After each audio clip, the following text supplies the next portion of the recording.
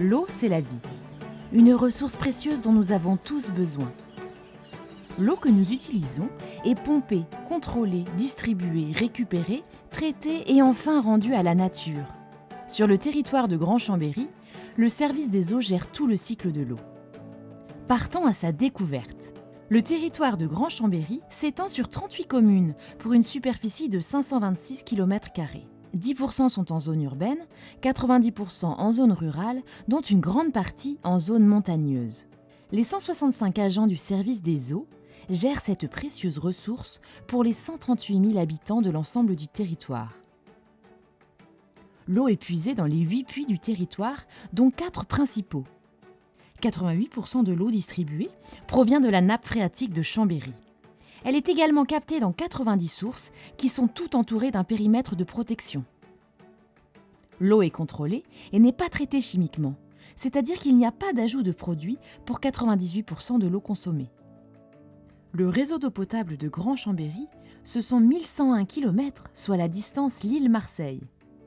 Pour arriver jusqu'au consommateur final, l'eau suit un parcours très contrôlé. Sa qualité est ainsi maîtrisée jusqu'au robinet.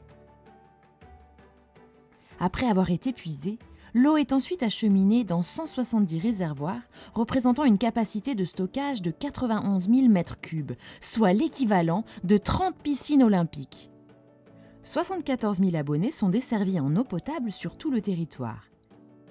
Les propriétés bactériologiques et physico-chimiques de l'eau sont vérifiées en permanence avant la distribution dans le réseau. Du robinet à l'utilisation industrielle, l'eau sert à tous. Au total, ce sont 11 millions de mètres cubes qui sont produits par an. L'eau utilisée devient ensuite une eau usée. Elle passe alors par les 1000 km de réseau d'égouts. L'eau collectée arrive ensuite dans des stations de traitement des eaux usées et pluviales.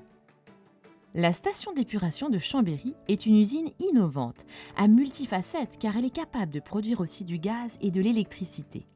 Cette grosse usine gère 80% des eaux usées et une partie des eaux pluviales du territoire, soit 14 millions de mètres cubes. Avec la station de Chambéry, ce sont au total 21 stations d'épuration de tailles très différentes qui sont disposées sur tout le territoire.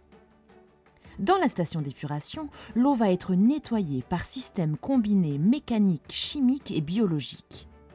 Les eaux usées sont d'abord passées dans un tamis, puis dessablées et dégraissées avant de décanter. Dans les 13 stations macrophytes, l'eau est traitée de manière naturelle par les plantes. L'eau rendue propre va être restituée dans le milieu naturel. Les eaux usées traitées partent dans le Rhône par le biais d'un tunnel long de 12 km qui passe sous le massif de l'Épine. Les eaux pluviales partent, elles, dans le lac du Bourget. Et voilà comment l'eau retourne dans son élément naturel.